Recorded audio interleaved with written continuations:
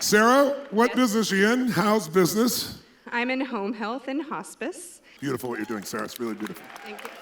So tell me, what's the chokehold on the growth of your business?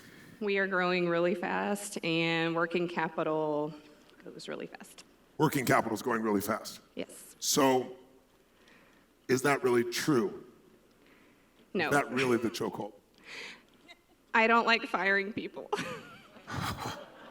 Okay, now we got the truth.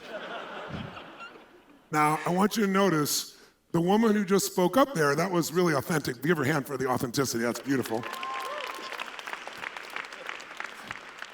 And by not firing people, tell me what's happening, Sarah. I'm overstaffed. You're overstaffed. And what's that doing to your business's margin? It's making it really small. Yes. So it's not a capital problem. It's an inefficient management of the business problem. That's why I hired him. Yes. And so now you can point at him when things. Yes. He's my CFO. He's your CFO. That's Yes. wonderful. That's a very good move. And so what has he done, though? Since you're the decision maker, you're still not firing the people he told you to fire. He helps me fire them. He helps you fire them. Has he fired them yet? Yes, we fired 2 on Thursday. On Thursday. How many more need to be fired? 1 or 2? How many more need to be fired? 1 or 2. 1 or 2. Which one? 1 or 2? 1. 2. 2. How many knew it's 2 if she says 1 or 2? Right? She's rationalizing one of them. So one of the things that happens very often in business, especially a business that's in early stages, in the first 5, 10 years of a business, is the person running it is more often an artist. An artist is someone who got in the business because they really want to make a difference. They want to take this product or service and they think they have a better way of doing it. They're not usually driven totally by money. Of course they want to make money. Everybody wants to be reimbursed for the value that you add. But it isn't their highest priority. Their highest priority is their service or their product. True? True. And as a result of that, they want to give everything into it, but they're not a good business person and they're not a business owner. Artists almost always are business operators. And they bump up against, what did I say is the chokehold always in the growth of your business? It is the leader and it is their psychology and or their skills. Which one is the problem here? Quick. Psychology. And I understand, because I used to make the same mistakes, because I care about people too, plus I'm in the business of helping people. And I would stay with people way too effing long. And often the people I gave the most to ended up stealing from me or taking advantage or expecting. Who can relate to this in some way, right? But I was a slow learner because we all get caught up in our ideals. We all have ideals, values that we make ideal. And my ideal value is no one should ever have to be fired. Everyone has an opportunity. We can all grow. We can all make it happen. But then I realized they should be my clients, not my coworkers, not my partners. How many follow? Right? And then if I'm busy taking care of the people here, I'm not taking care of the customer out there. What did I tell you earlier? There's only so much energy. That energy needs to be primarily for creating and servicing your clients. If that energy is caught up in here within the business with things you haven't dealt with, things aren't being done, that energy is here and it's not going out there. And the business will punish itself. It will be punished by the fact that the energy is not moving forward. It's staying internal. And so that's her real problem. So now it's great. She's smart enough to say, I'm not strong at this, so let me bring somebody else in who's got those skills. That deserves a hand. Really beautiful job. But I want you to notice that she still believes that the problem is a lack of capital. What's the margin on your business, Sarah? It should be 18%. I didn't ask what it should be. I said, what is it? 3.5%. Okay. So now, what are your chances of success at 3.5% and you're growing fast? Not good. If you were a patient of mine and I was in a hospital, I would have you in the emergency room. How many get it? Why? Because artists, me included when I started, we're not giving a shit about the margin. That shit will take care of itself. Let's just take care of the people. That's still my core, but I've learned how to do it intelligently because otherwise you're not around to take care of the people. When you who flew here from someplace else in the world? How many flew here from someplace else? And we have people here from, I got to find how many countries. I think it's like 50, 60 countries. So we have people from all over. All of you, when you got on the airplane, before you got here, they went through the same routine they always do. First, they show you how to use a seatbelt, as if after 40 years you haven't figured that shit out yet. Then they tell you, in case of a problem and we lose oxygen, what will happen? The mask will drop in front of you, and the minute it does, please grab it and put it on your child. No, put it on yourself. Is that what they say? What do they say? Put it on yourself. Put on yourself. What the f*** would you gonna let your kid die while you're taking care of yourself, you selfish bastard?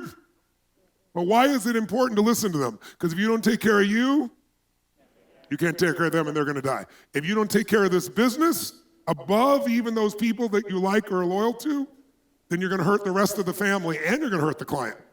So it's important to identify which parts of you need to run different parts of your life. You don't want to be the accountant with your children. It's gonna not have a good relationship, or your intimate lover, even if that's your job normally as a CFO. If you're a lawyer and you put people on the stand all day long and you get rewarded for tearing their story apart and you become partner, you're gonna go home one day and probably find yourself divorced, which many lawyers do, because they can't help themselves all day long. They're rewarded for challenging, questioning, and they do it through their spouse all day long until they can't stand them anymore. Whatever you're rewarded for, you tend to do. She's been rewarded for being a nice person most of her life. Whose love did you crave most when you were growing up, your mother or your father? Whose love did you crave? I'm sure you love them both, but which one did you love more? And by the way, tears came to her immediately on that. That's fascinating. My mom. Your mom. And who did you need to be for your mom? I needed to be, just don't even think, just say it. I needed to be? Her rock.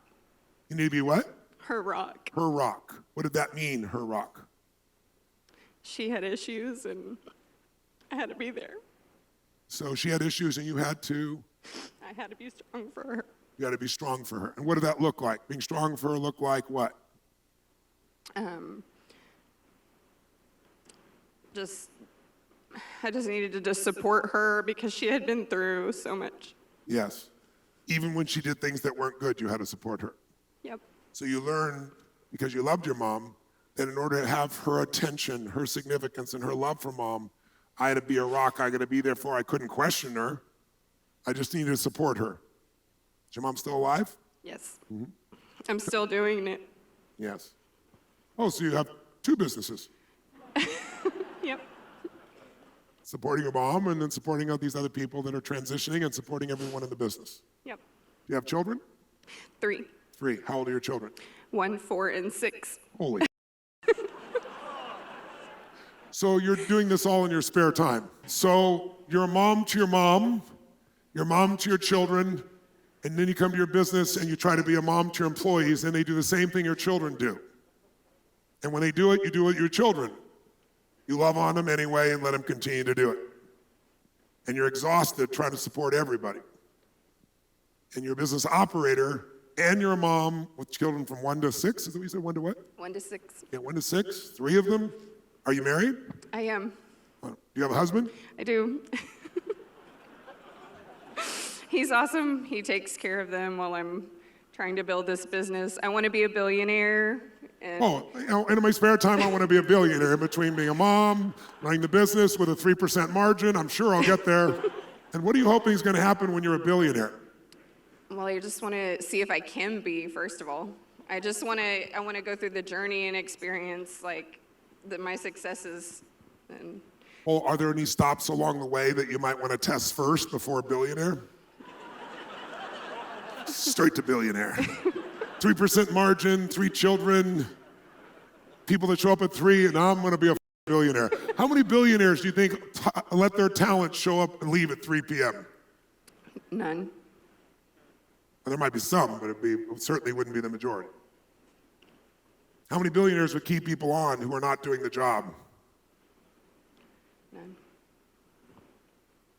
How many? None.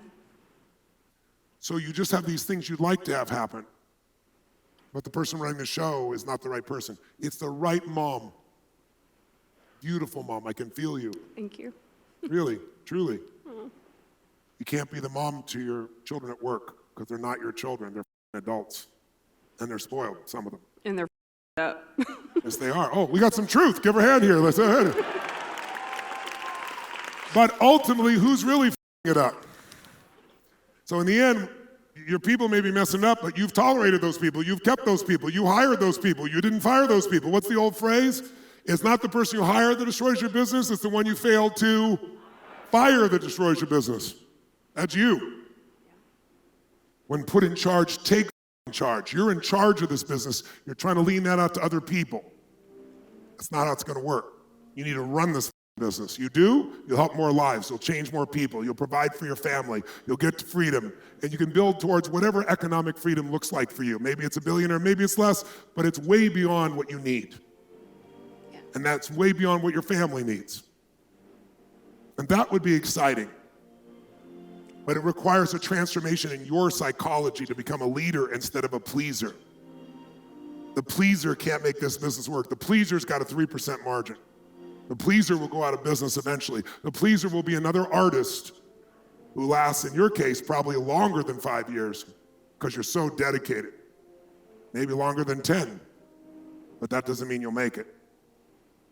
I want to make certain that you do, but I can't. I can help. Only you can make certain. So who is that woman now? I feel her. I feel her right now. Who is that woman right now running the show as we're discussing this? The one who's certain inside of herself. Give me a nickname for this woman. One that's strong, one that might make you smile, but one that's also reminds you of your strength and reminds you have to decide now. How about badass bitch? Am I speaking to badass bitch right now? Hell yeah. Hell yeah. Okay, badass bitch. So tell me something, badass bitch. Tell me the 3 things you're going to go do right now in the business and you're not going to relent from. That's going to transform your business. Well, I'm going to get rid of the people that aren't willing to exceed my Who expectations. specifically? You already know who they are. Who are they? Valinda and Robin. Yes. When? Right when I get back. That's correct. You go home, you just tell them I went to a seminar, Tony Robbins told me to fire you.